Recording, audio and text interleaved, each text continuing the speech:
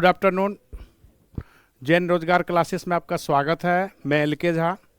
जैसा कि पिछले क्लास में हम लोग कर्नवालिस के बारे में पढ़ रहे थे कि कर्नवालिस जब बंगाल का गवर्नर जनरल बनकर आया तो उनके कार्यकाल में कौन कौन सी महत्वपूर्ण घटना घटित हुई।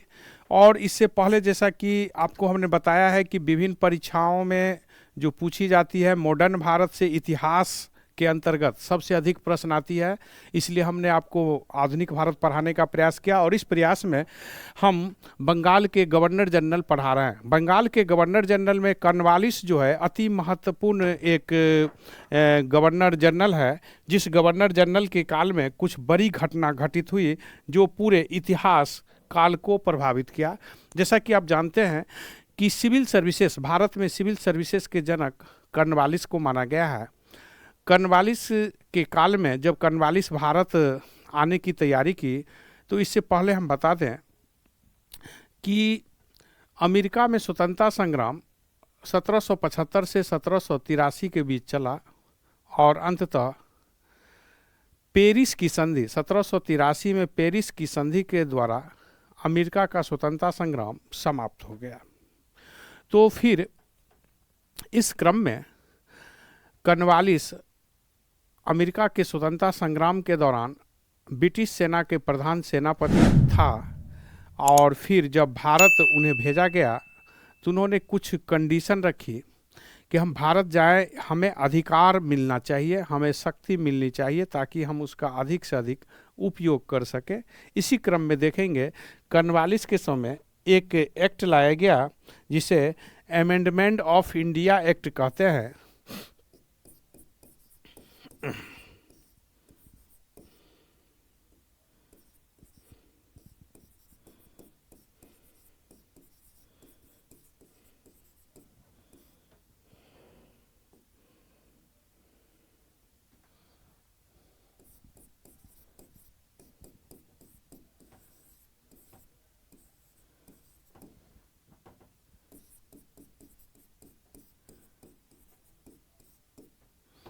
इस एक्ट की दो बड़ी बातें थी जो हम लोग को जानना है। अमेंडमेंट ऑफ इंडिया एक्ट में दो बड़ी बातें कही गई जिस बातों को हम लोग को जानना अत्यंत जरूरी है। और वह बात है, पहला, गवर्नर जनरल को अपने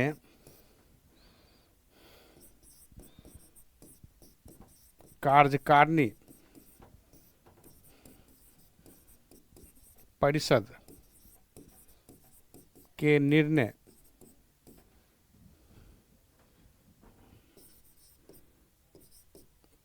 को रद्द कर या रोक कर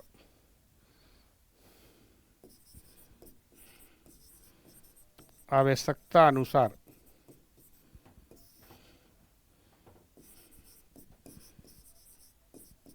कोई भी निर्णय लेने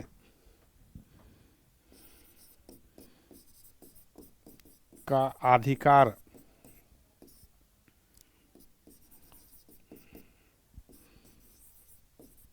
दिया गया। दूसरी बड़ी बात जो इस गवर्नर जनरल कार्यकारिणी परिषद में रद्द कर कोई भी काम करने के लिए कहा गया, दूसरी बड़ी बात,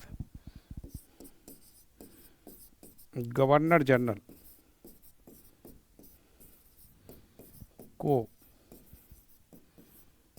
प्रधान सेनापति बना दिया गया। अर्थात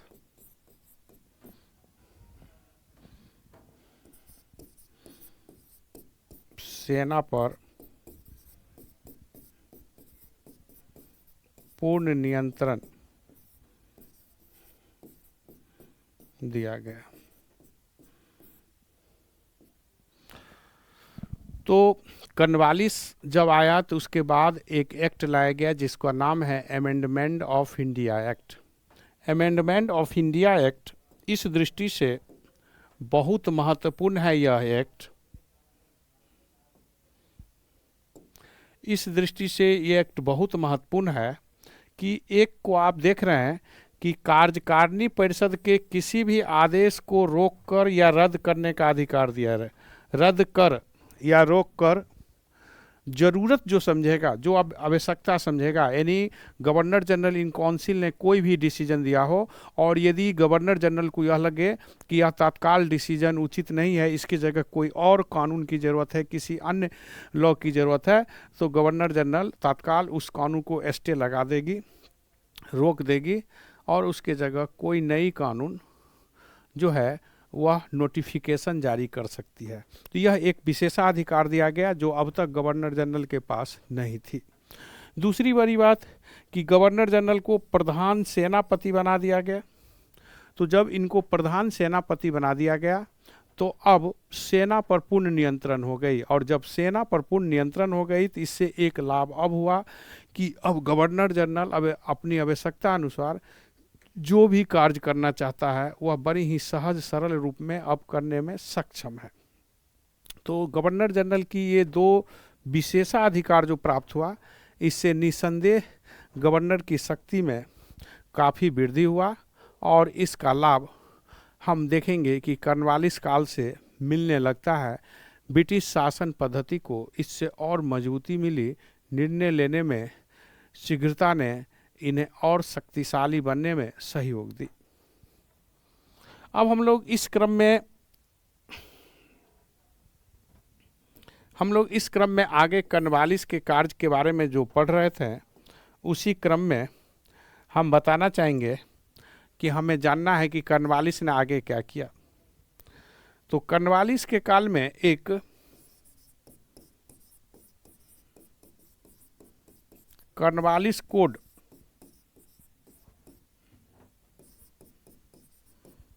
लाया गया जिसे शक्ति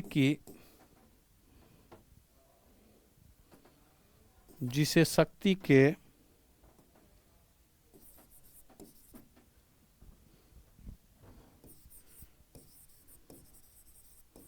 पृथक्करण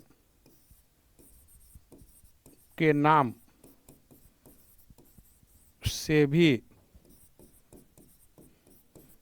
जाना जाता है।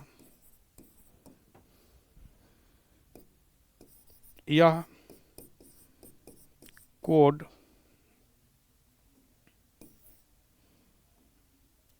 यह कोड 1793 ईस्वी में लाया गया। इसके द्वारा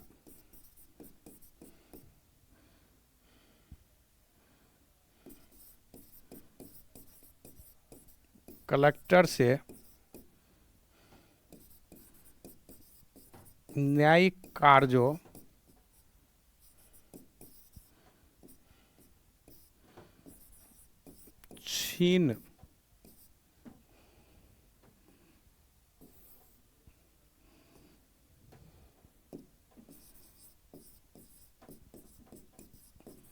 छीन लिया गया।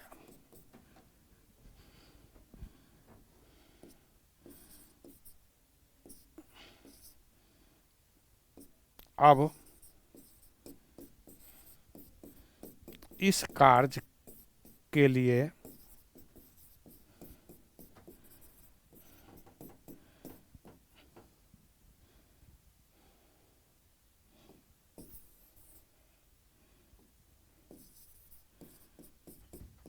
अलग से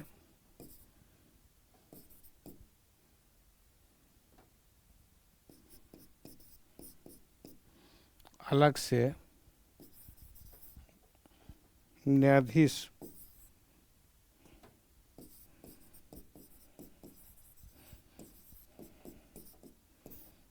की नियुक्ति की गई।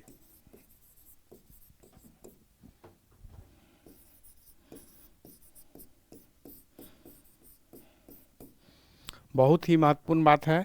एक कॉर्नवालिस कोड के बारे में आप लोग से प्रश्न आता है, बार बार परीक्षा में पूछी जाती है कि कॉर्नवालिस कोड क्या है। या दूसरा पूछा जाता है पावर ऑफ सेपरेशन, शक्ति के पृथक्करण, पावर ऑफ सेपरेशन थ्योरी, जिसे हम कॉर्नवालिस कोड के नाम से भी जानते हैं, शक्ति के पृथक्करण। शक्ति के पृथक्करण, जैसा कि आप जानते हैं कि किसी भी विषय को जब हम एक से अधिक भागों में बांटते हैं, एक से अधिक भागों में बांटते हैं, तो उसे हम कहते हैं शक्ति को डिवाइड कर दिया गया। मॉन्टेस्क्यू को शक्ति के पृथक्करण सिद्धांत के जनक माना जाता है। शक्ति के पृथक्करण सिद्धांत प्रति संतुलन के सिद्धांत पर निर्धारित किया जाता है, प्रति संतुलन के सिद्धांत पर आधारित है।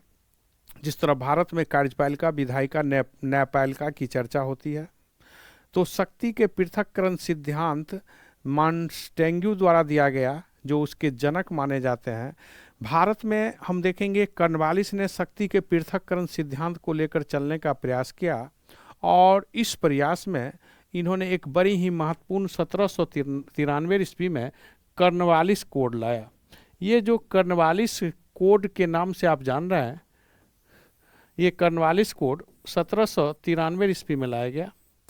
इसके द्वारा क्या किया गया कि गवर्नर जनरल ने कलेक्टर की बढ़ती हुई शक्ति को रोकने के लिए, उनके कार्य को कम करने के लिए, जो उनके काम बहुत ज़्यादा बढ़ गई थी, जिससे विभिन्न प्रकार के कार्यों में विलम्ब हो रही थी, क्योंकि कार्य की अधिकता थी और व्यक्ति एक विशेष में केंद्रित थी।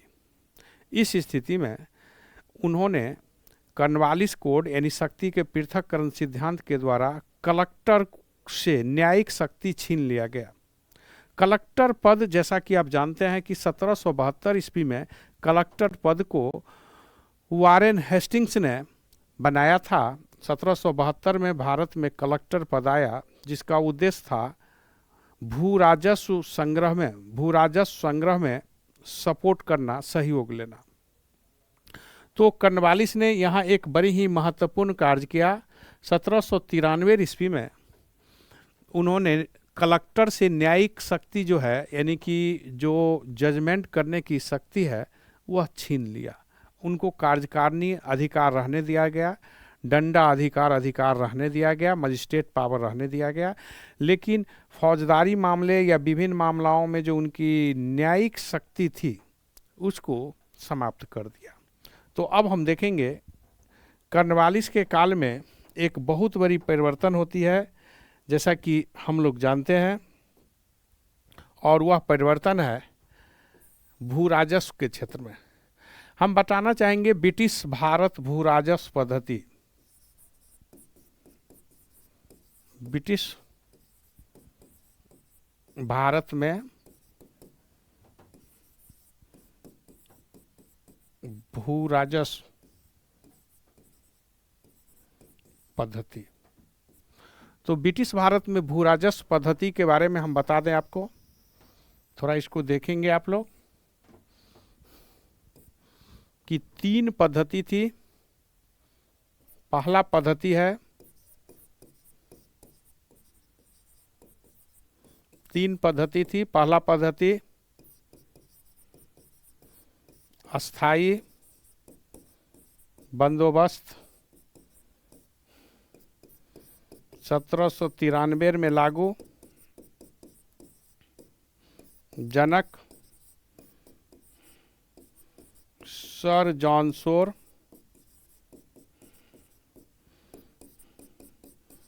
लागू किया कॉर्नवालिस ने। कहाँ लागू किया? तो बंगाल,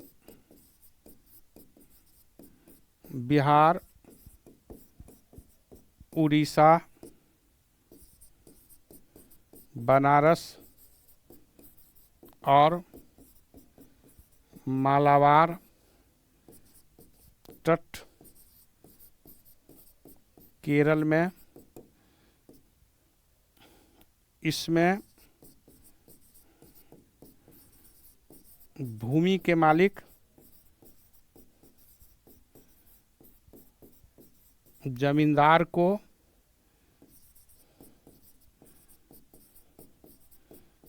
बनाया गया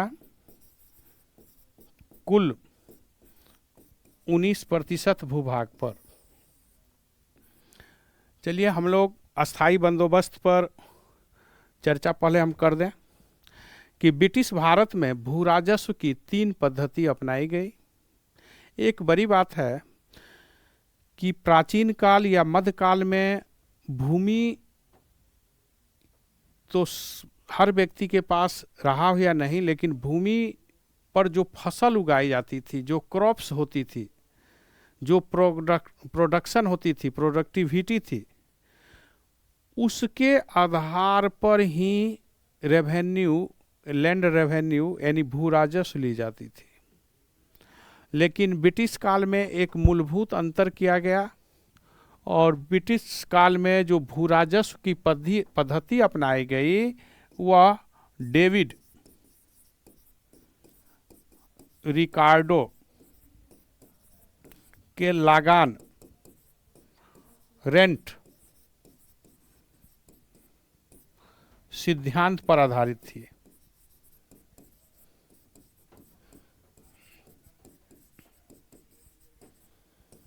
क्या थी डेविड रिकार्डो? ब्रिटेन के बहुत बड़े एक अर्थशास्त्री हुए हैं डेविड रिकार्डो। डेविड रिकार्डो का मानना था कि जो संपत्ति किसी व्यक्ति के पास है, जो भूमि, लैंड किसी के पास है, उस पर वह खेती करता हो या नहीं, उससे लगान लिया जाए यानी रेंट लिया जाए। हम इसको इस तरह समझ सकते हैं सिंप्लीफाई में कि जिस तरह आप किसी शहर में रहते हैं तो वहाँ आप रेंट लेकर रहते हैं, रूम किन्हीं का होगा, आप उनको मंथली पैसे देते हैं, आप रहते हैं। तो रेंट के आधार पर आप यदि 10 दिन नहीं रहते हैं या 1 माह नहीं रहते हैं तो उस आधार पर आपका रेंट माफ नहीं किया जाता है। कोरोना पीरियड में तो महीनों नहीं रहने वाले से भी रेंट लिया गया। तो डेविड रिकार्डो का लगान सिद्धांत रेंट है और ब्रिटिश काल में भू राजस्व यानी लैंड रेवेन्यू देना, भू राजस्व देना जितना किसान के लिए बड़ी ही जटिल थी, समस्या थी, उन पर आर्थिक बोझा थी, उसके लिए उन्हें मान अपमान सब सहना पड़ता था। उसी प्रकार वर्तमान समय में किराए के घर, रेंट पर जो हम लोग रहते हैं, तो ब्रिटिश काल में जिस तरह वह देना एक चुनौती थी, उसी प्रकार आज हम लोग को रेंट देना एक चुनौती है। और निसंदेह यह एक बहुत बड़ी घटना थी कि भारत में भू राजस्व की जो नीति अपनाई गई और डेविड रिकार्डो जो अर्थशास्त्री थे उनके सिद्धांत पर, तो अब सब भूमि, जमीन पर आप खेती करते हो या नहीं, आपसे टैक्स लिया जाता था, रेंट लिया जाता था, लगान लिया जाता था। लगान के लिए कई पद्धति अपनाई गई। 1765 में जब इलाहाबाद की संधि के द्वारा दीवानी अधिकार मिला, तो जिसमें वारेन हेस्टिंग के काल में इजेदारी, ठेकेदारी जैसी प्रथा को, नीलामी जैसी प्रथा को भी शुरुआत किया गया, लेकिन बहुत लाभ नहीं मिला।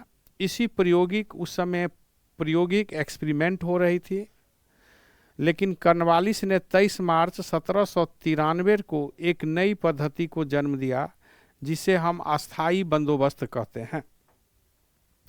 ये अस्थाई सेटलमेंट व्यवस्था जो थी, इस व्यवस्था में भूमि क्या होना चाहिए, तो हम इस पर जानना चाहेंगे पहले कि सर जॉन सॉर के नेतृत्व में एक भूमि सुधार समिति बनाई गई और ये भूमि सुधार समिति जो सर जॉन सॉर की अध्यक्षता में बनाई गई, उनके रिपोर्ट पर कॉर्नवालिस ने 1790 में बंगाल में इसे लागू किया था, लेकिन 23 मार्च 1793 से इसे परमानेंट यानी कि अस्थाई सेटलमेंट कर दिया गया। और इस आधार पर हम देखेंगे इसके जनक सन जॉर्ज सॉर है अस्थाई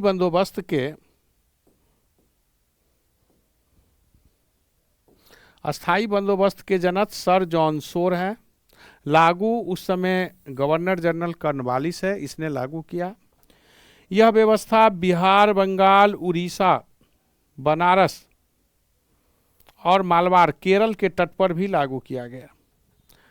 इस व्यवस्था में भूमि के मालिक किसान को नहीं बनाकर जमींदार को बनाया गया। भूमि का मालिक जमींदार को बना दिया गया। यह ब्रिटिश भारत यानी कंपनी का जिस पर डायरेक्ट शासन थी भारत के जितने बड़े क्षेत्र पर, उसके 19% क्षेत्रफल पर यह लागू थी।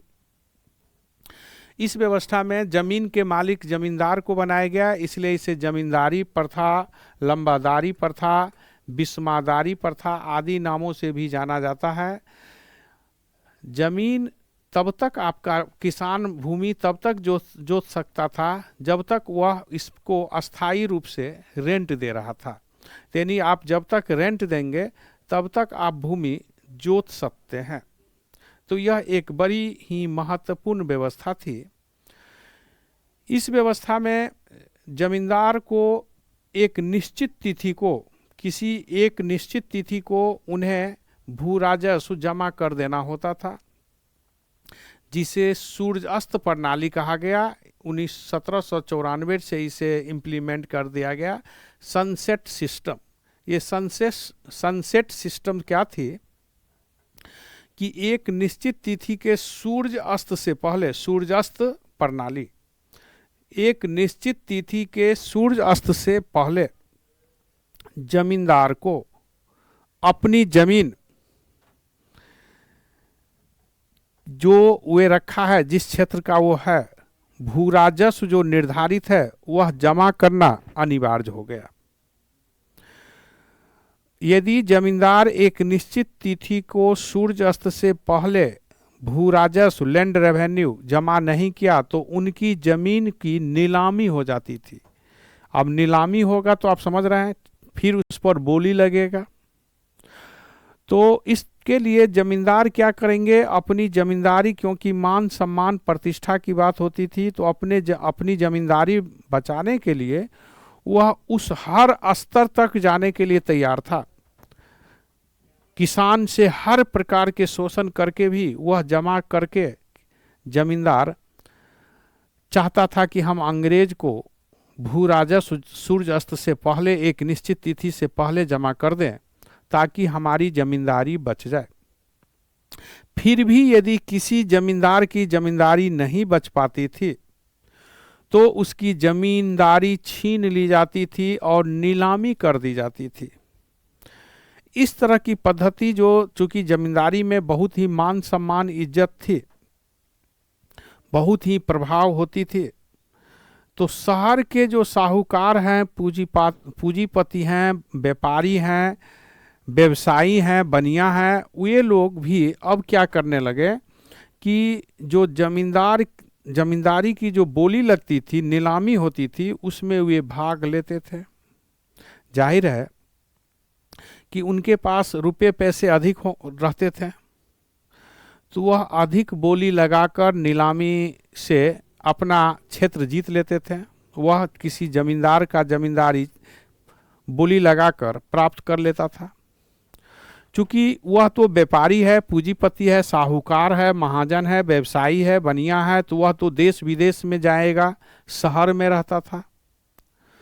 तो गांव एरिया में जमींदारी की देख रेख के लिए वे करिंदे रखते थे, उसको कहा जाता था करिंदे, यानी बिचौलिया, मीडिएटर। और ये करिंदे बहुत ही कठोरता से किसानों से भू राजस्व वसूल करता था। तो जैसा कि आप जानते हैं, करिंदे अपने अधीन कर्मचारी रखेंगे और वह कर्मचारी किसानों से भू राजस्व वसूलेगी। फिर ये करिंदे अपने से ऊपर जो मालिक हैं, जो शहर में रह रहे हैं, देश विदेश में रह रहे हैं, उनको भेजेगा। तो इस प्रकार यह बीच में कई मीडिएटर हो गए। जितने मीडिएटर होंगे, जितने बिचौलिए होंगे, उतने अधिक शोषण होंगे, उतने अधिक दाम पर आपको वस्तु मिलेगा। कोई वस्तु सीधे आप कंपनी से खरीदिए तो कंपनी जिस वस्तु को आपको 10 रुपया में देगा, उसी को होलसेलर जो है 12 रुपया में देगा, और खुदरा यानी खुदरा विक्रेता रिटेलर के पास जाइएगा, खुदरा दुकानदार के जाइएगा तो 15 रुपया में देगा। तो यही स्थिति हो गया कि अब तो ये अधिक शोषण करने लगा किसान को और अधिक, लेकिन ऊपर कम जा रहा है, बीच में खाने वाले कई हो गए, अस्तर हो गए, लेवल हो गए।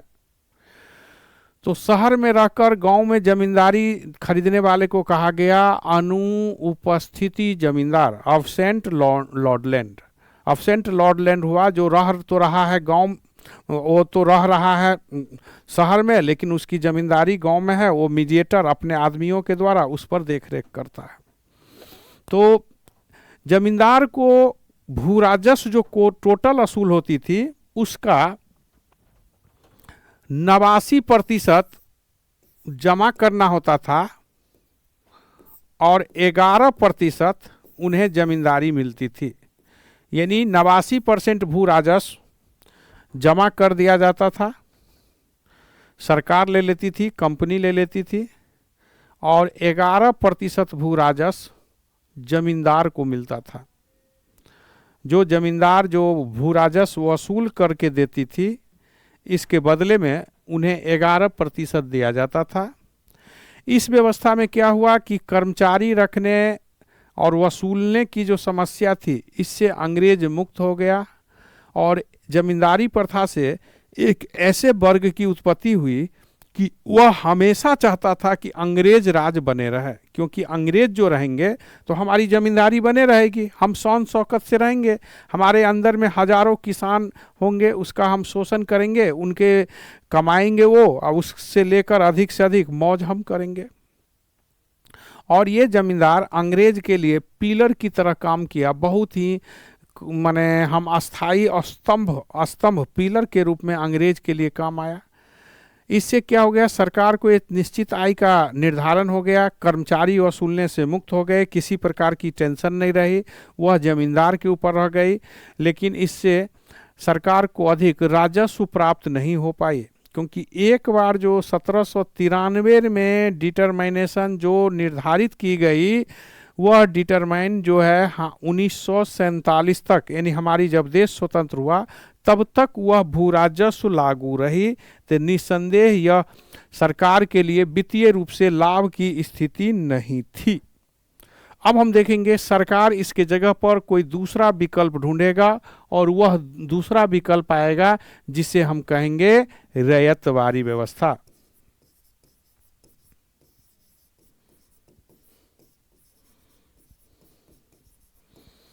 ये रैयतवारी व्यवस्था जो है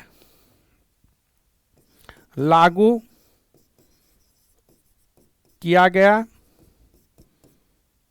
1820 में, प्रथम प्रयोग 1792 में, 1792 में प्रयोगकर्ता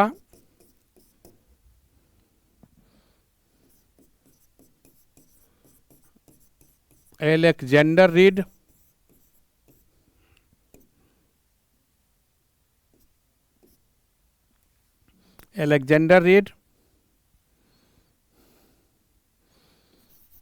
इस व्यवस्था के जनक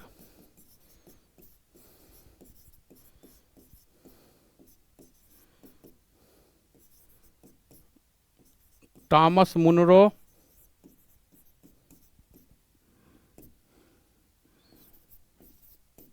यह व्यवस्था मद्रास में मुनरो ने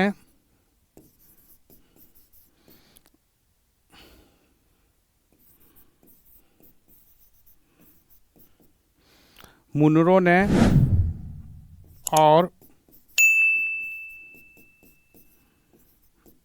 बॉम्बे प्रेसिडेंसी में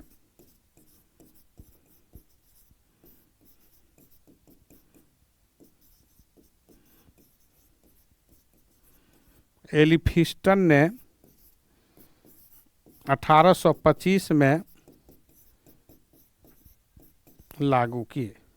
मद्रास में कब लागू हुआ?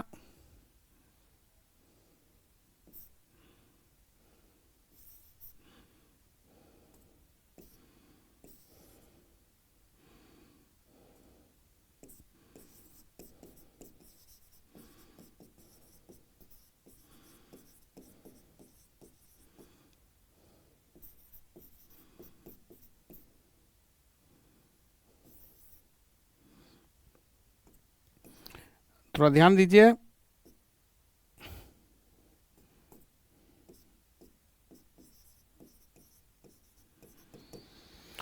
यह कुल ब्रिटिश भूभाग के कितना पर था? 51% पर। इसमें जमीन के मालिक किसान थे। थोड़ा आप ध्यान दीजिए। दूसरा जो व्यवस्था भू राजस्व पद्धति थी वह रैयतवारी व्यवस्था थी। इस रैयतवारी व्यवस्था के बारे में जानना है कि सर्वप्रथम अलेक्जेंडर रीड ने 12 महल क्षेत्र में इसको लागू किया था 1792 में, लेकिन बहुत जल्द ही यह व्यवस्था लागू नहीं हो सका।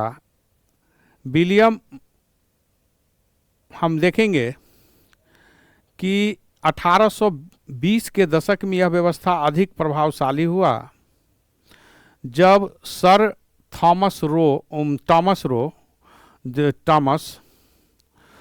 जो है इस व्यवस्था के, हम देखेंगे कि टॉमस मुनरो या हम थॉमस या टॉमस एक ही बात होगा, मुनरो याद रखना है। तो थॉमस मुनरो ने जब इस व्यवस्था को 1820 में मद्रास प्रेसिडेंसी के गवर्नर बना तो 1820 ईस्वी में इस व्यवस्था को लागू किया। और एलिफिस्टन बॉम्बे प्रेसिडेंसी में 1825 में इस व्यवस्था को लागू किया। यह व्यवस्था पूर्वोत्तर भारत के असम आदि क्षेत्र में भी लागू थी। इस व्यवस्था के जनक वास्तव में टॉमस मुनरो को माना जाता है, हालांकि अलेक्जेंडर रीड भी इसके प्रथम प्रयोग करता है। तो अलेक्जेंडर रीड भी इसके, यदि प्रश्न में अलेक्जेंडर रीड और टॉमस मुनरो रहे तो प्रयोगकर्ता पूछा जाए तो टॉमस रीड, यदि जनक पूछा जाए तो हम निश्चित ही मुनरो का नाम देंगे। यानी दोनों विकल्प हो कि ए बी दोनों है तो हम मुनरो और अलेक्जेंडर रीड दोनों का नाम देंगे। जैसा कि आप देख सकते हैं कि ये जो अलेक्जेंडर रीड है, अलेक्जेंडर रीड ने 1792 में इसे प्रयोग किया था और 1820 में मुनरो ने इसे मद्रास प्रेसिडेंसी में लागू किया। बॉम्बे प्रेसिडेंसी में इसे लागू करने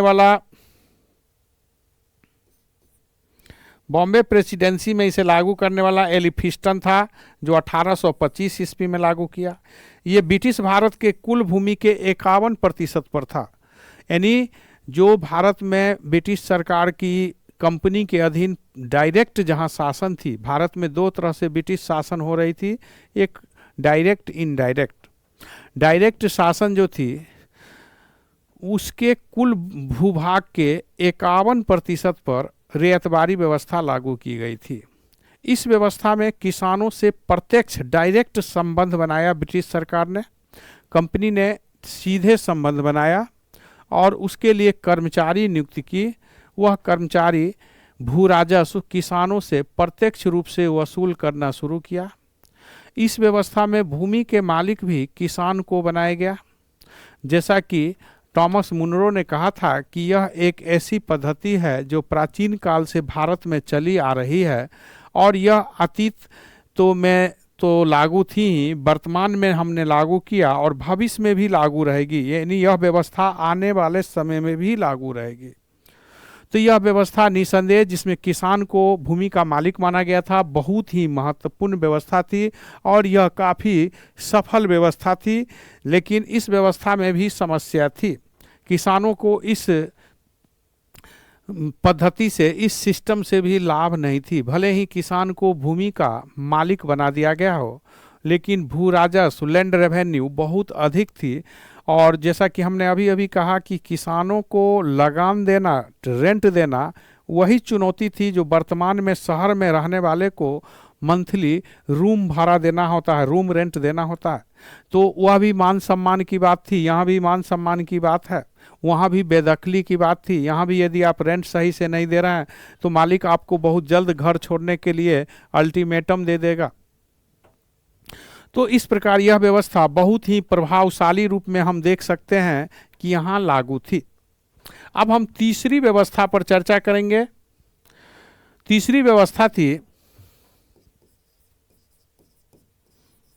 महलवारी व्यवस्था। इस व्यवस्था को रैयतवारी व्यवस्था का संस्करण कहा जाता है। इस व्यवस्था को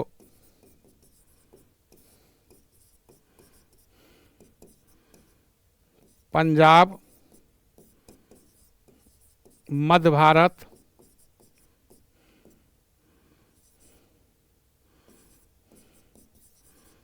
पश्चिमोत्तर भारत में लागू किया। इस व्यवस्था के जनक और लागू करने वाला हॉल्ट मैकेंजी था। कुल ब्रिटिश भूभाग के 30% भूमि पर गांव को लगान का यूनिट बनाया।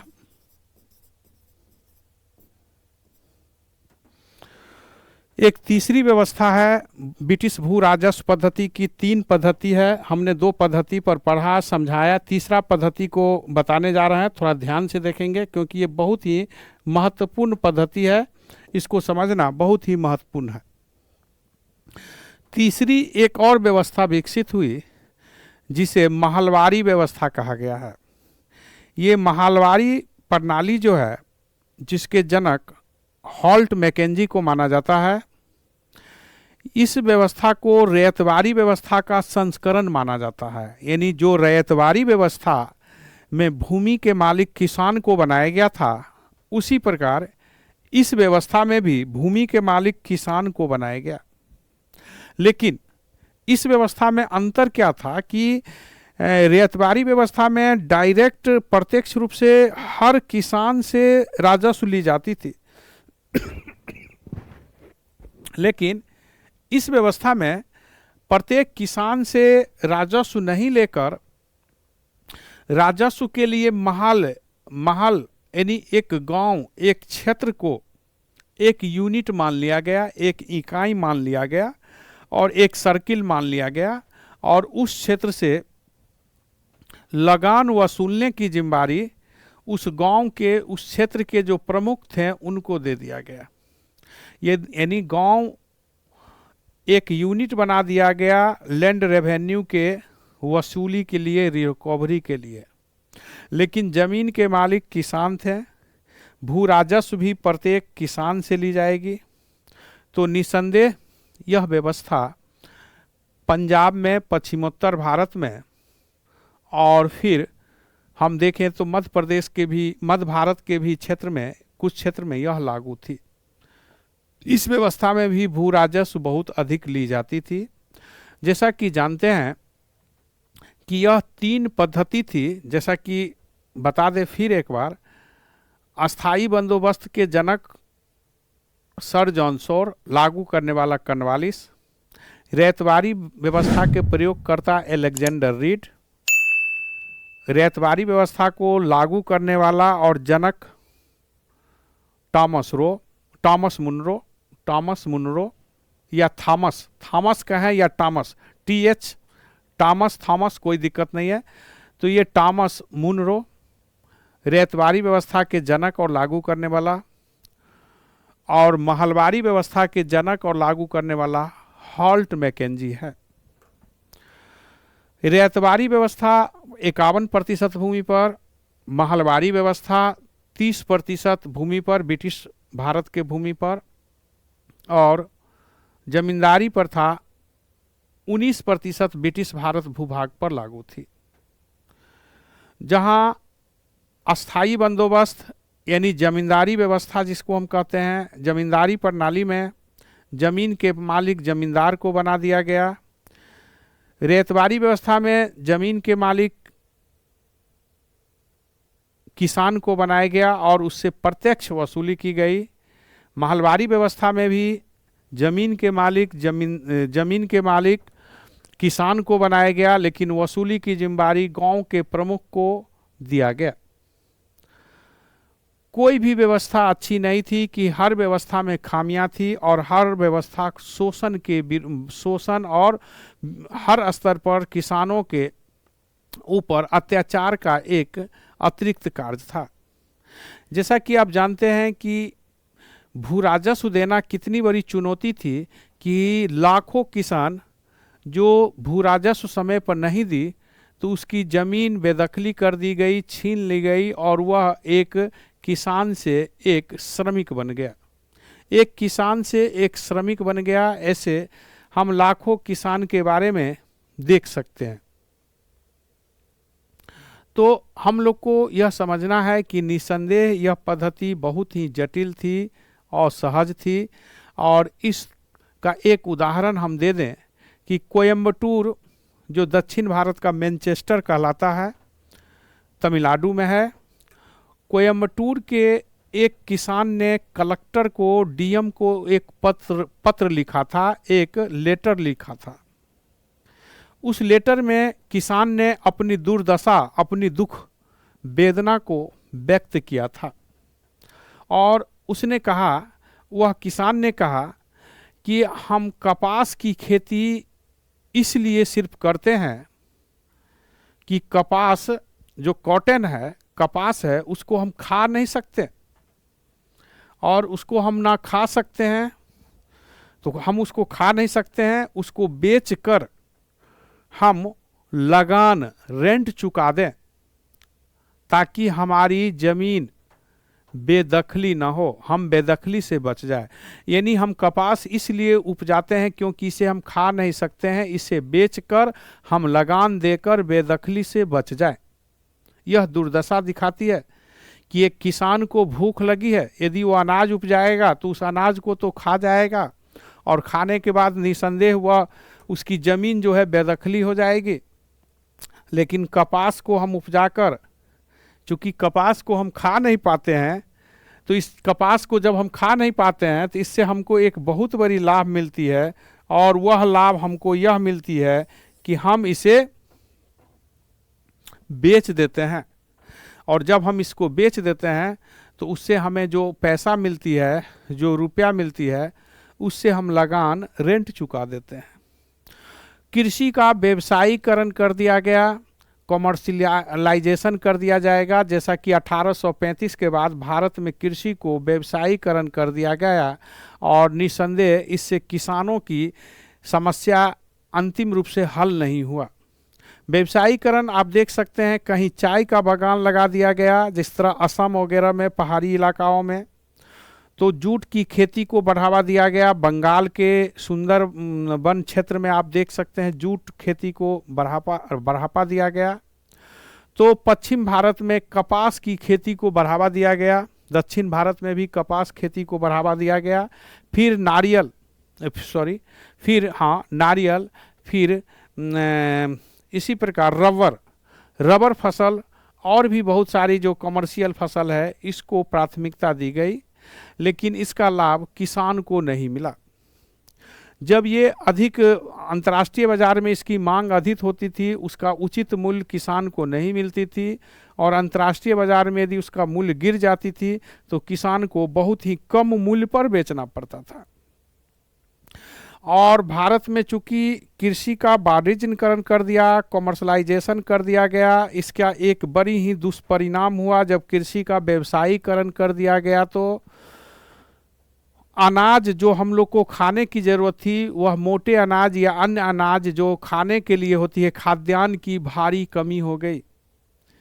अंग्रेज अपने औद्योगिक नीति को सबल बनाने के लिए अपनी जो देश में इंग्लैंड में जो औद्योगिकरण की शुरुआत हुआ, उसको अधिक मजबूत बनाने के लिए उन्होंने औद्योगिकरण नीति को तो अपनाया। उस औद्योगिकरण नीति से वह आगे बढ़ने का प्रयास किया और उसी आधार पर वह भारत में कच्चे माल का बाजार के रूप में प्रयोग किया। यहाँ से कच्चे माल के बाजार के रूप में प्रयोग किया और किसानों का उसका उचित लाभ नहीं मिला। खाद्यान्न फसलों की भारी कमी आ गई। खाद्यान्न में भी जो अच्छी किस्म की खाद्यान्न होती थी, उसे अंग्रेज अपने देश या विदेश बेच देता था। इस प्रकार भारत में अकाल, फेमिन की एक शुरुआत हुआ, अकाल की एक शुरुआत हुआ और यह अकाल बार बार आने लगी और इतने अकाल आए कि जिसके बारे में हम कल्पना से परे नहीं कर सकते हैं, आप विश्वास भी नहीं कर सकते हैं। 5 करोड़ से ज़्यादा व्यक्ति कम से कम अकाल से मारे गए। हाँ हेलो, हाँ तो भले बात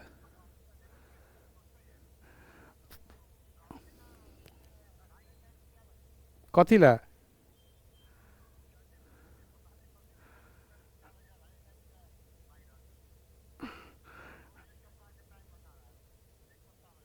कथी से सर्टिफिकेट देने से लेवा के छे सैह ने।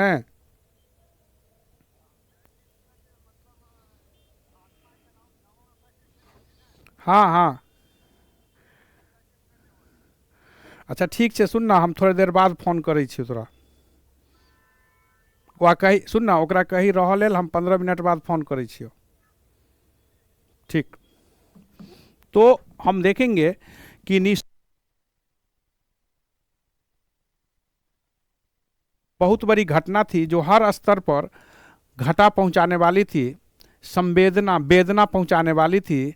दुर्दशा जो नील दर्पण में आप देखते हैं, वह एकमात्र झलक थी। वास्तव में फिल्म तो अंग्रेज जमाना में हो गई थी। जब देश में अकाल पड़ती थी तो लाखों के लाखों व्यक्ति मारे जाते थे। ठीक है, अब हम लोग फिर इसी क्रम में आगे के जो गवर्नर जनरल है उस पर हम चर्चा करेंगे।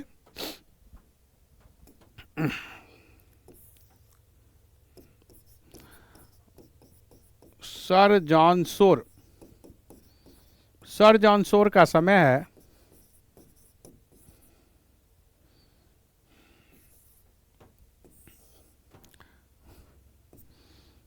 सर जॉन शोर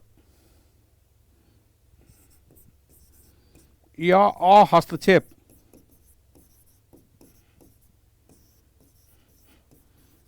नीति के लिए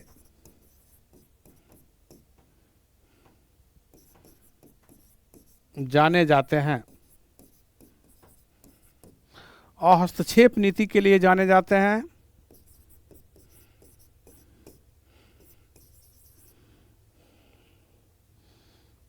चार्टर एक्ट 1793 के द्वारा 2 बड़ी बात की गई। एक बड़ी बात, कंपनी का व्यापारिक गतिविधियां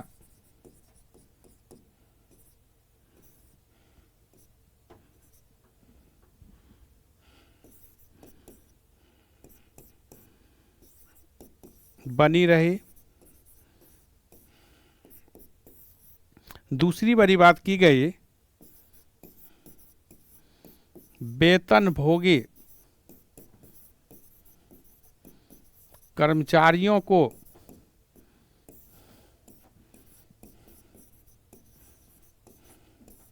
नियमित कर्मचारियों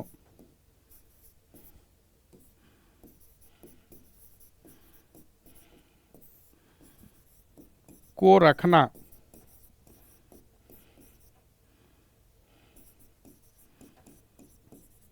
प्रारंभ किया। 1893 में एक चार्टर एक्ट लाया गया। ये सर जॉन शोर, वही सर जॉन शोर है जो अस्थाई बंदोबस्त के जनक हैं। इनके काल में पहला चार्टर एक्ट लाया गया, जैसा कि 1773 के रेगुलेटिंग एक्ट में हम लोग ने पढ़ा है कि प्रत्येक 20 वर्षों पर चार्टर लाई जाएगी, जो 1793, 1813, 1833 और 1853 में लाया गया।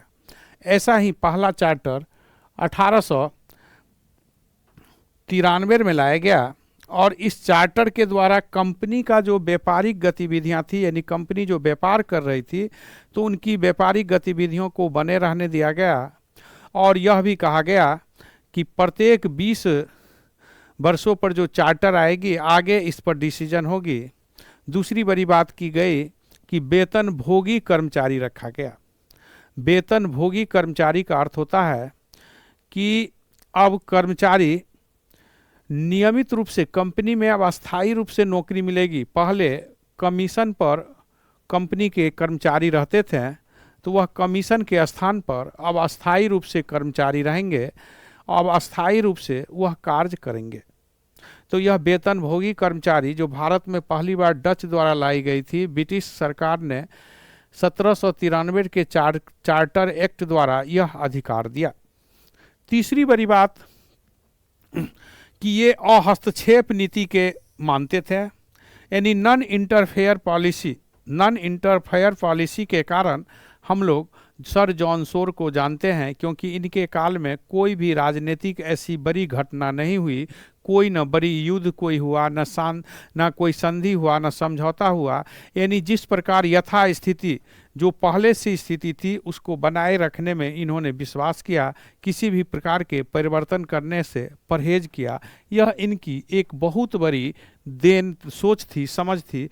तो इसलिए सर जॉन शोर के काल को नॉन इंटरफेयर पॉलिसी के लिए भी, हस्तक्षेप नीति के कारण भी इन्हें हम लोग जानते हैं। आगे जो बड़े ही महत्वपूर्ण आएंगे वह है लॉर्ड ब्लेजली। ये 1798 से 1805 तक बंगाल के गवर्नर जनरल बनकर आएंगे। ये अपने को बंगाल का शेर कहा करता था।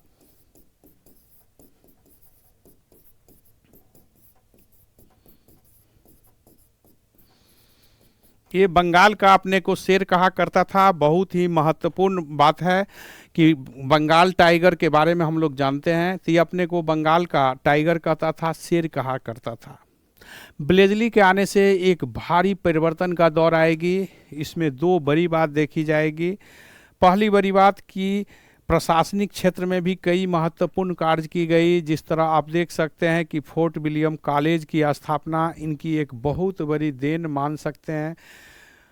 दूसरी बड़ी बात है कि टीपू सुल्तान जैसे मैसूर के बड़े शासक को ये अंततः पराजित कर, जो अंग्रेज के सबसे बड़े दुश्मन थे, वह चतुर अंगल मैसूर युद्ध में अंग्रेज लॉर्ड ब्लेजली के काल में ही टीपू सुल्तान युद्ध करते हुए 4 मई 1799 को मारा गया। यानी कि वो अपने किला जो श्रीरंगपट्टनम है, श्रीरंगपट्टनम के युद्ध में 4 मई 1799 को टीपू सुल्तान युद्ध करते हुए मारा गया।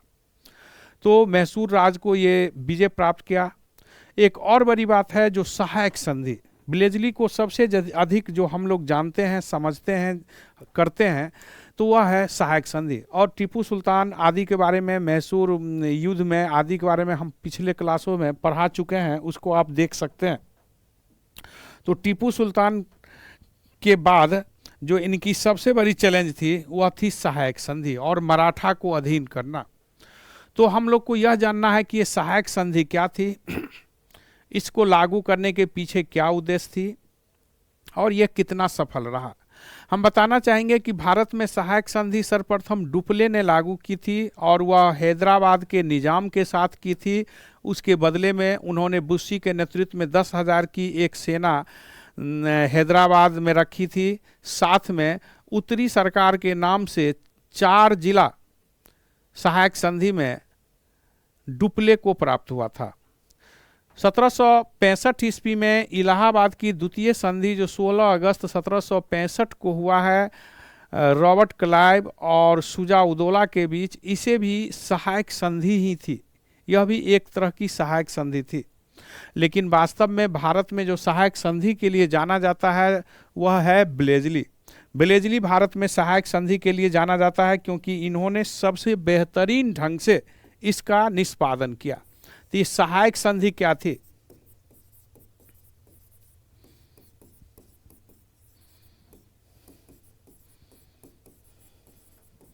सर्वप्रथम 1798 में हैदराबाद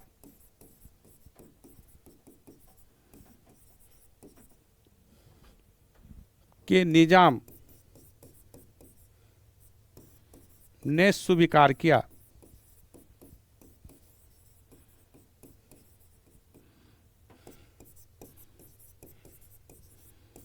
सहायक संधि के अंतर्गत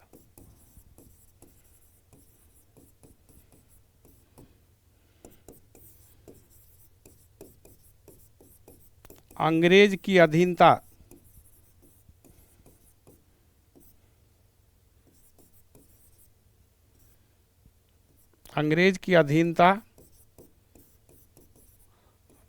स्वीकार करना पड़ता था। दूसरा, सुरक्षा की गारंटी। तीसरा, रेजिडेंट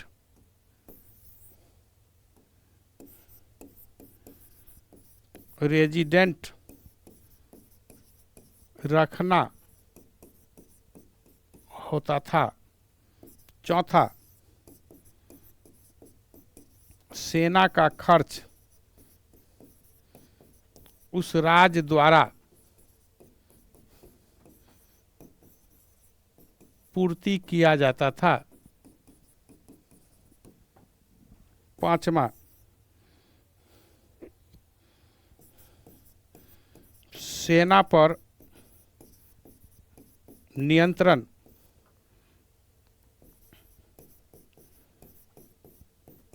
अंग्रेज का होता था। छठा, कंपनी के मित्र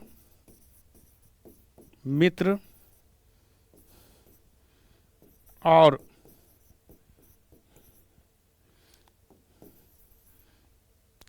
कंपनी के मित्र को मित्र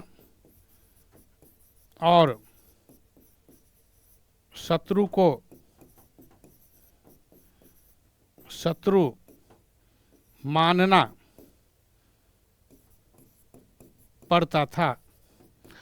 थोड़ा आप देखें, सहायक संधि जो ब्लेजली ने लागू किया 1798 में हैदराबाद के निजाम इस सहायक संधि को मानने वाले प्रथम व्यक्ति थे। इसके अंतर्गत कोई भी राजा जब सहायक संधि करती थी तो उसका पहला कंडीशन होता था कि वह अंग्रेज की अधीनता स्वीकार कर लेता था। फिर सुरक्षा की, अंग्रेज उस राज्य को कहता था कि हम आपकी सुरक्षा की गारंटी लेते हैं। उस राज्य में एक रेजिडेंट होंगे, उसके अधीन एक सेना की टुकड़ी रहती थी और उस टुकड़ी और सेना की टुकड़ी और रेजिडेंट की जो रख रखाव खर्च होगी वह राज द्वारा दिया जाता था, उस राजा द्वारा दिया जाता था। जब साधारणतः वह राजा उसके बदले में ज़मीन देता था, लेकिन वह सेना जो रहती थी वह रेजिडेंट के अधीन होती थी, यानी अंग्रेज के अधीन होती थी। वह अंग्रेज के डिसीजन को मानेगा, अंग्रेज के आदेश को मानेगा, उस राजा के आदेश को वह सेना नहीं मानेगा, जबकि उसकी सेना की रख रखाव खर्च सभी जो है वह राजा देंगे। देखिए हम लोग कितने बेवकूफ़ी से आगे बढ़ रहे थे गुलाम होने के लिए। रेजिडेंट वास्तव में वह राजा और कंपनी के बीच एक मीडिएटर होता था, लेकिन हर स्तर पर वह उस दरबार में रहकर सभी प्रकार की गतिविधियों पर नज़र रखता था। सेना के नियंत्रण अंग्रेज का होता था, राज उसके लिए खर्च करता था। अंग्रेज के मित्र को कहा जाता था कि तुम्हारा मित्र होगा, अंग्रेज के दुश्मन को वह दुश्मन मानना पड़ता था। वो अपने राज्य में किसी भी अंग्रेज विरोधी गतिविधियों को नहीं चलने देगा। युद्ध और संधि करने का अब अधिकार उस राजा को नहीं है। अब राजा यदि चाहता है किसी से युद्ध करना या संधि करना तो वह अंग्रेज के आदेश पर ही, सलाह से ही कर सकता था। कहीं भी जाने से पहले राजा को अनुमति लेना पड़ता था, कहीं विदेश जाना या किसी अन्य राज्य की दौरा जाने पर। इस प्रकार राजा वास्तव में अंग्रेज के बंदी बन गए, क्योंकि जो राजा की सुरक्षा के लिए रेजिडेंट के अधीन सेना होती थी, कल यदि राजा उसका विरोध करता है तो राजा के लिए भी वही सेना यूज होगा। इस प्रकार हम देख लेते हैं कि निस्संदेह सहायक संधि ने भारतीयों को काफ़ी क्षति पहुंचाया और अंग्रेज को इससे काफ़ी लाभ हुआ। जितने भी सहायक संधि हुआ था उसमें सबसे महत्वपूर्ण 31 दिसंबर 1802 ईस्वी को बसिन की सहायक संधि थी, जो सबसे महत्वपूर्ण संधि थी। मराठा ने, पेशवा ने इसके अंतर्गत अंग्रेज की अधीनता स्वीकार कर ली थी। हम विशेष मराठा युद्ध में इस पर चर्चा कर चुके हैं। तो इस प्रकार ब्लेजली की सहायक संधि निसंदेह एक बहुत ही महत्वपूर्ण मास्टर स्ट्रोक थी भारतीयों को अपने तरफ खींचने के लिए। आप लोग बने रहें, मेहनत करें, हर स्तर पर रोजगार, जैन रोजगार क्लास आपकी सफलता, आपके लिए जो भी समस्या आपकी है उसके निदान के लिए हमेशा तैयार है। कोई भी समस्या हो आप बताएं, उसकी निदान करने का प्रयास की जाएगी। धन्यवाद।